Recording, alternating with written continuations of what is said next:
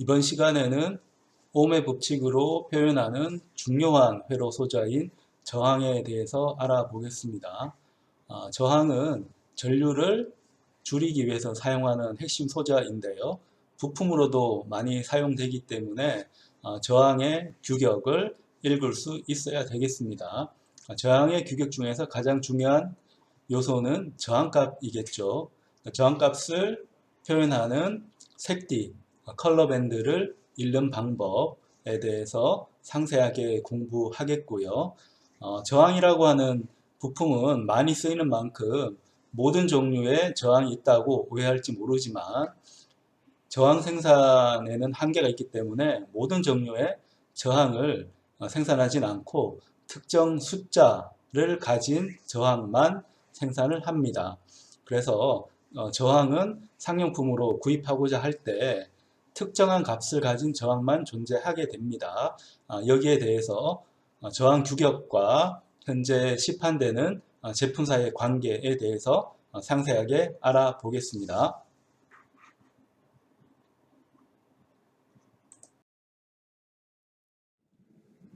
저항의 기본 원리를 다시 한번 보겠습니다. 저항은 뭐 때문에 생겼나요? 옴 법칙이라는 물리 법칙 때문에 저항이 생기게 됐습니다. 그래서 저항이라고 하는 것은 전압과 전류가 선형적으로 비례한다. 자, 이때 비례할 때 그 비례 상수를 저항, 레지스터라고 부릅니다. 그래서 저항의 비율은 레지스턴스라고 하고 저항 비율 혹은 저항이라고 이름을 붙이게 됩니다. 그래서 옴 법칙에서 설명하는 바는 굉장히 중요한 의미가 있는데 내가 이런 저항 소자가 있으면 전압을 높은데 전압 높은 거는 플러스라고 표시하고 전압이 낮은 거는 마이너스로 표시합니다. 그러면 전압은 전류를 흘리게 되는데요. 얼마만큼 흘리는가 하면 V 꼴 IR만큼 혹은 거꾸로 쓰면 I는 전압을 저항으로 나눈 것만큼 생기게 됩니다. 그때 전류가 흐르는 방향은 플러스에서 마이너스로 향하는 방향이다. 자, 이런 설명이 옴 법칙의 중요한 개념이 되겠습니다. 옴 법칙을 조금 쉽게 이해하는 방법은 이러한 폭포를 보는 거라고 했습니다. 자, 물을 보게 되면 물은 항상 높은 곳에서 낮은 곳으로 흐릅니다. 자연적으로 물이 흐르게 되면 반드시 높은 곳에서 낮은 곳으로 흐르게 됩니다. 이러한 부분에서 유출을 하게 되면 옴 법칙을 쉽게 이해할 수 있습니다. 전압이라고 하는 물리량은 정기적인 높이라고 생각해서 전압이 높으면 높이가 높고 전압이 낮으면 높이가 낮습니다.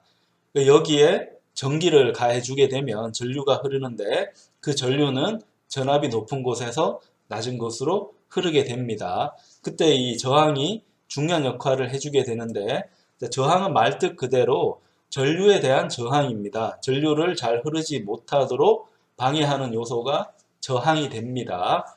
그래서 이 저항은 크면 클수록 전류를 잘 흐르지 못하게 됩니다. 그래서 저항이 커지면 전류는 줄어들기 때문에 저항과 전류는 반비례 관계, 그래서 이름이 저항이라고 붙었다라고 보면 쉽습니다. 이 저항의 단위는 옴을 사용을 하고 우리가 주로 쓰는 거는 킬로옴, 옴의 1000배 되는 킬로옴을 주로 사용합니다.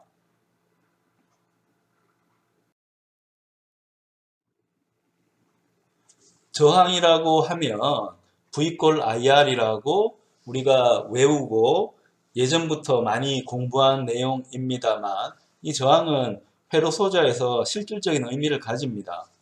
이 저항을 사용하는 이유는 분명합니다. 이 저항은 여기 있는 저항은 전류를 제한하기 위해서 사용합니다. 그러니까 전류 제한이 필요하다고 하면 저항을 사용하는데 저항은 전류를 어떻게 제한을 할까요? 자, 저항에는 전압이 걸립니다. 그러면서 전류도 제한하거든요. 그럼 왜 저항이라는 소자를 쓰면 전류가 제한될까? 왜냐하면 이 저항은 에너지를 소비를 합니다. 에너지를 소비하는데 어떻게 소비하는가 하면 열 형태로 소비합니다. 그래서 저항에 전류를 흘리고 저항을 손으로 만져보게 되면 저항이 뜨끈뜨끈해지는 걸 볼 수 있습니다. 근데 이 저항의 필요 이상, 그래서 이 저항이 견딜 수 있는 최대 전력을 넘는 전압이나 전류를 가해주게 되면 이 그림에서 보는 것처럼 저항은 활활 불타게 됩니다. 자, 여기 도선 쪽은 불이 안 나고 저항 쪽에만 불이 나는 걸 볼 수 있습니다. 왜냐하면 도선에는 저항이 별로 없어요. 도선에는 저항이 별로 없고 저항 위치에만 저항값이 커지기 때문에 여기에서 주로 열이 발생해서 불타게 됩니다. 자, 이걸 설명하는 게 P는 VI라고 하는 관계식입니다. 전기 에너지는 시간적으로 보면 전력 형태로 소비가 되는데 시간당 에너지를 얼마만큼 열심히 소비하고 있는가가 전력의 단위가 되겠고 우리는 와트라고 하는 단위를 사용하게 됩니다. 그래서 1V를 걸었을 때 1A만큼 전류가 흐르게 되면 이때 이 소자는 1W를 소비한다고 이야기를 합니다. 그러면 자, 이 회로 구조를 보면 양쪽에 전압을 가해줬죠. 이때 걸어준 전압을 V라고 하면 병렬로 걸어주기 때문에 전압이 일정하게 이 저항 쪽에 걸리게 됩니다. 그러면 오hm 법칙을 쓰게 되면 R분의 V제곱이라는 걸 볼 수가 있게 됩니다. 혹은 I제곱 R이라는 걸 볼 수가 있게 됩니다. 자, 그러면 이 회로는 또한 이렇게 걸었기 때문에 직렬회로잖아요. 자, 직렬회로라서 전류가 흘러 들어오면 여기도 미약하지만 저항이 일부가 있고 여기 저항이 아주 크게 있고 여기도 저항이 미약하게 있습니다. 근데 직렬이기 때문에 I는 항상 상수입니다. I는 상수가 돼서 전류가 똑같이 흘러요. 똑같이 흐를 때 저항이 크면 클수록 전력도 커집니다. 이게 직렬회로의 특징입니다. 그래서 저항이 높은 곳에서 전력 소모가 더 커지고 이 전력은 어떤 형태로 소비된다고 했습니까? 열 에너지 형태로 소비가 되죠. 그래서 열이 나게 되는데 어느 정도 열이 많이 나게 되면 저항은 이 동영상에 보는 것처럼 활활 타게 된다. 그래서 저항을 사용할 때는 특히 고전력 회로를 설계할 때는 화재 발생을 조심하면서 실험을 해야 합니다. 저항의 규격에 대해서 알아보겠습니다. 저항은 당연히 저항값, 레지스턴스라는 저항값이 중요하겠고요. 단위는 옴, 우리는 주로 1100큰 킬로옴을 쓰게 됩니다. 근데 어떤 소자든지 이 수치값을 정확하게 맞추려고 하면 돈이 너무 많이 들어요. 그래서 어느 정도의 오차를 허용하게 됩니다. 그래서 이 저항 오차에 대해서는 추후에 보도록 하고요. 앞에 동영상도 봤듯이 이 저항은 버틸 수 있는 최대 전력 범위가 있습니다.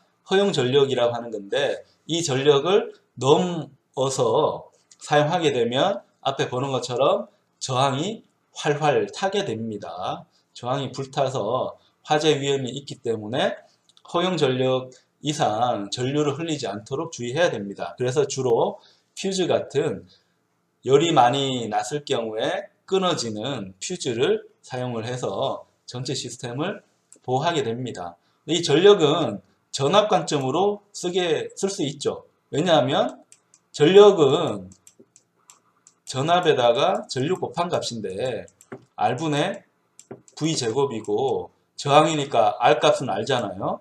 근데 P값을 알게 되면 내가 사용할 수 있는 최대 전력은 P 곱하기 R을 루트 씌운 값이 내가 사용할 수 있는 최대 전력이 됩니다. 물론 그 전력도 최대 전력이 들어가야죠. 그럼 그때 내 사용할 수 있는 최대 전압을 계산할 수 있습니다. 그래서 허용 전력이라든지 최대 사용 전압은 이제 같은 규격인데 전력으로 표현하는 것보다는 전압으로 표현하는 게 우리가 보통 회로의 기본 용어가 전압 전류이기 때문에 훨씬 더 전압을 쓰는 게 편리합니다. 그 다음에 저항은 사용 온도 범위가 있습니다. 이 사용 온도 범위 때문에 뭐 이 범위를 초과해서 열이 나는 경우는 별로 없는데 중요한 부분은 온도가 바뀌면 저항값이 바뀝니다. 주로 온도가 올라가면 저항값도 올라가게 되는데 그래서 온도 범위가 너무 커지면 내가 저항값을 1kΩ을 갖다 썼다 하더라도 이 저항값이 변경이 될 수가 있습니다. 자, 그래서 사용할 수 있는 온도 범위는 정해놓고 사용을 하게 된다고 하는 거고, 거꾸로 이야기하면 저항값 변화를 통해서 우리가 온도 값을 얻을 수가 있죠. 마치 센서, 그러니까 온도계는 아닌데 저항을 이용해서 온도 잴 수 있는 센서로 저항을 사용할 수 있습니다.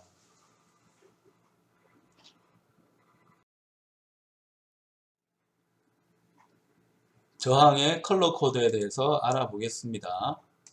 자, 저항은 저항값을 표시하기 위해서 독특한 방법을 사용하고 있습니다. 숫자를 쓰지 않고 색깔을 입혀서 표시를 합니다. 왜냐하면 저항이 생긴 게 좀 동글동글하게 생기다 보니까 한 위치에 숫자를 쓰더라도 그게 돌아가게 되면 안 보이게 되잖아요. 그래서 어떤 방향으로 저항을 배치하든지 저항값을 읽을 수 있도록 색깔 띠를 이용해서 저항값을 표시를 하게 되는데요. 그러다 보니까 이 저항값을 좀 읽는 법을 알고 있어야 됩니다. 여기에 있는 이 색깔에 해당하는 숫자까지 여러분이 굳이 기억할 필요는 없는데 이걸 자주 사용하다 보면 여러분이 그냥 보면 느낌으로 알 정도로 익숙해집니다. 그래서 읽는 법만 여러분이 기억을 하고 있으면 되겠습니다. 여러분이 주로 보는 저항 색깔은 4가지 색깔, 컬러 코드가 4개인 이 색띠를 보게 되는데 이게 흔한 이유가 주로 값싸게 쓰는 게 이런 색깔이 4개 있는 구조라서 우리가 자주 보는 겁니다. 색깔이 5개 있으면 여러분이 알아야 되는 게 더 정밀한 저항이구나. 저항이 정밀하면 가격이 높다는 뜻입니다. 그러니까 여기는 이제 저항 예를 들었습니다. 12가지 종류를 갖고 왔는데 이 각각의 색깔마다 의미가 있습니다. 그래서 그 색깔을 읽어서 여기에 있는 저항값을 만들어내고 있습니다. 그래서 이걸 한번 볼게요. 그러면 일단 색깔마다 숫자가 배치됐다는 것을 이제 봐야 됩니다. 검정색은 0번, 브라운은 1번, 그 다음에 빨간색은 2번 해서 흰색까지 9번까지 이제 숫자가 배정되어 있습니다. 여기에 있는 숫자 빨, 주, 노, 초, 파, 보 생각나는 게 무지개 색깔이 생각나죠. 여러분이 짐작하는 것처럼 무지개 색깔을 기반으로 해서 색깔을 숫자하고 연결시켰습니다. 다만 남색하고 보라색은 언뜻 봐서는 구별이 잘 안 되니까 남색, 보라색은 보라색으로 그냥 통일해서 쓰고 있고 숫자가 몇 개 모자라 하잖아요. 그래서 구별이 가능한 갈색을 맨 앞에 넣습니다. 맨 앞에 넣고 검정색은 색깔이 없는 거니까 당연히 0, 회색은 8번, 흰색은 9번 이렇게 배치해서 0번부터 9번까지 배치하고 있습니다. 그럼 여기에 있는 저항을 보게 되면 자, 맨 처음에 어떤 색깔이 나옵니까? 갈색이 나왔고 그 다음에 검정이 나왔습니다. 이건 어떻게 읽는가 하면 앞에 두 자리가 유효 숫자입니다. 그래서 갈색이니까 1번, 그 다음에 검정색이니까 0번, 그 다음에 또 세 번째 색깔은 0번인데 0번은 승수라고 하는데 이제 배수라고 보면 되겠습니다. 몇 배인지. 근데 이 배수라는 거는 수학 시간에 배운 이제 지수라고 보면 되는데 지수에 해당되는 값이 들어가 있다. 그래서 검정색이면 10의 0승이 돼서 1을 의미하게 됩니다. 그래서 1, 얘는 0이 당연히 되는 거고 얘는 일반 유효 숫자가 아니고 10의 0승이다 보니까 얘는 1이 됩니다.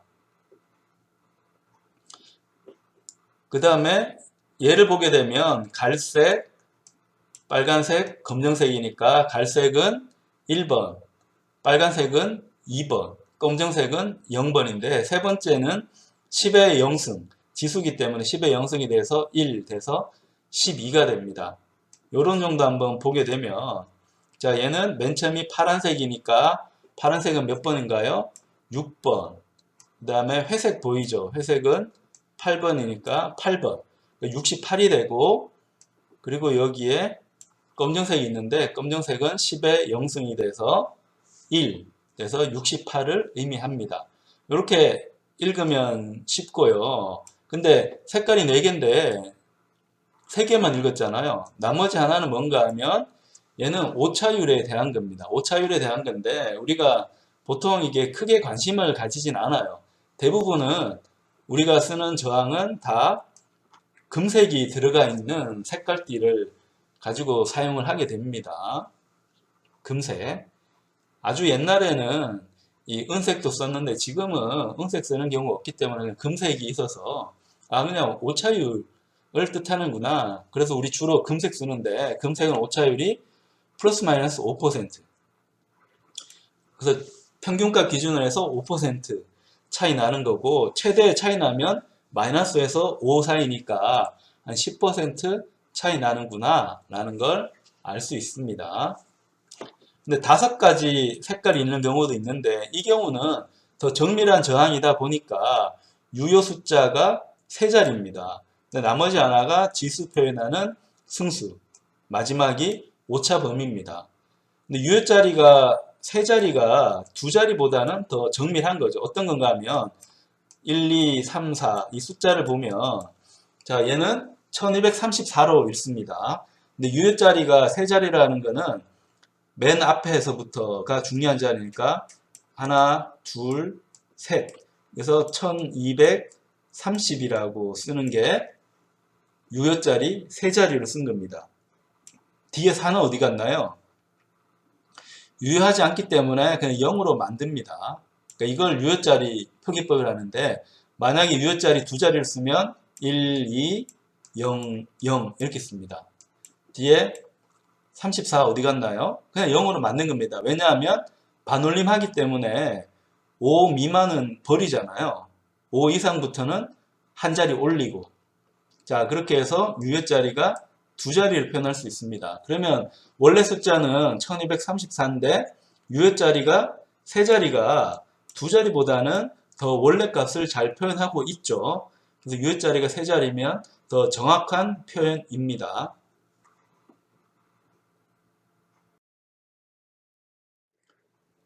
자, 우리가 처음 저항을 보게 되면 내가 실험에 사용하는 저항이 다 있다고 오해하는데 저항을 찾아보면 없는 숫자가 있습니다. 저항 숫자가 다 있진 않아요.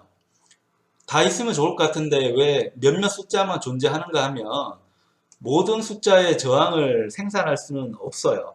예를 들면 저항이 1옴부터 1메가옴까지 있다고 하면 저항 1옴 단위로 생산을 하면 몇 개가 있을까요? 1메가옴이면 100만 옴입니다. 그러면 1부터 100만까지 저항을 생산한다고 하면 장치가 몇 개가 있어야 됩니까? 100만 개의 장치가 있어야 되겠죠. 그러면 저항값이 엄청나게 비싸지겠죠. 근데 저항은 비싸게 만들면 살 사람이 별로 없습니다. 저항은 그렇게 중요한 부품이 아니거든요. 그래서 필요한 저항만큼만 생산을 하고 어떤 저항을 생산할 건지는 국제 표준으로 만들어져 있습니다. 그걸 우리가 E 계열이라고 부르는데 E12, E24, E48 이렇게 점점 이렇게 숫자들이 커질수록 이 저항을 표현하는 숫자가 많아지기 때문에 오차는 낮아지게 됩니다. 근데 이 저항은 이 숫자를 배정할 때 등차 수열이 아니고 등비 수열로 표현을 합니다. 등비 수열로. 그래서 여기에 있는 거는 E12로 표현한 저항값입니다. 저항이 몇 개 있어요? 가로 축으로 4개가 있고 세로로 3개 있으니까 12개잖아요. 그러니까 22 저항은 12개밖에 없습니다. 12개. 그러니까 12개니까 얘는 허용 오차가 10%. 10%니까 플러스 마이너스 10%라서 실제는 20% 오차입니다. 최악의 경우 20% 오차니까 좀 안 좋고요. 요즘은 다 금색띠가 들어가는 E24 계열 오차를 사용하게 됩니다. 얘는 5%라서 최악의 경우 10%만큼 차이가 나게 됩니다. 근데 10%면 좀 크지 않을까라고 걱정하는데 저항은 저항값이 그렇게까지 차이가 많이 나질 않아요. 여러분 실제 재보면 24개월 저항이라고 하지만 최대 오차 범위가 5%인 거지 품질 관리를 잘 하기 때문에 거의 2, 3% 안으로 들어갑니다. 그래서 요즘 나오는 저항은 금색띠긴 한데 오차율을 굉장히 줄여서 잘 생산을 하고 있습니다. 자, 근데 저항은 왜 등차 수열 아니고 등비 수열을 가지고 계산을 할까요? 그냥 이론 단위로 표현하면 되지 않을까요? 예를 들어 12개 한다고 하면 예를 들어 숫자 1부터 12까지 혹은 한다면 1단위로 이제 하면 되잖아요. 근데 중요한 거는 내 저항값, 예를 들어 10이라는 저항에 대해서 1만큼 차이 나는 거는 얼마만큼 차이 나는 거예요? 10%만큼만 차이 나는 거잖아요. 그럼 오음법칙 쓰면 오음법칙 쓸 때 오차가 어떻게 됩니까? 10%만 차이 나겠죠. 그죠? 근데 1옴일 때 1만큼 차이 나면 얼마만큼 차이 나는 겁니까? 얘는 100% 차이 나는 겁니다.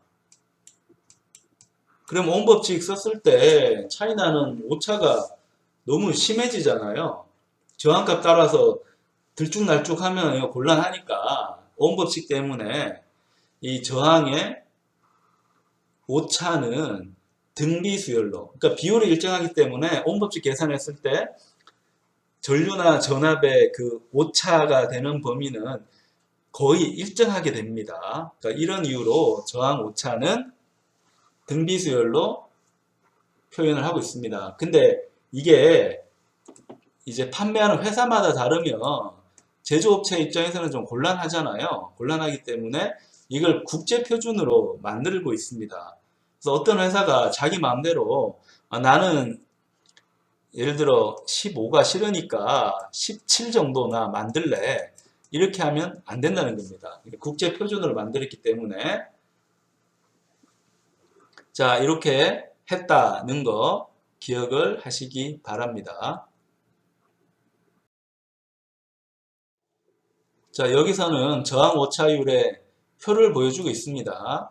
이 6부터 2배씩 증가하잖아요. 여기서부터는 이제 2배는 아니고 2배 맞네요. 2배씩 증가하고 여기도 또 2배씩 이렇게 증가하고 있네요. 그러면 이 24까지는 보면 여기 숫자 잘 헤아려 보면 24개입니다. 24개. 밑에는 보면 숫자가 2개가 아니고 3개가 됐죠.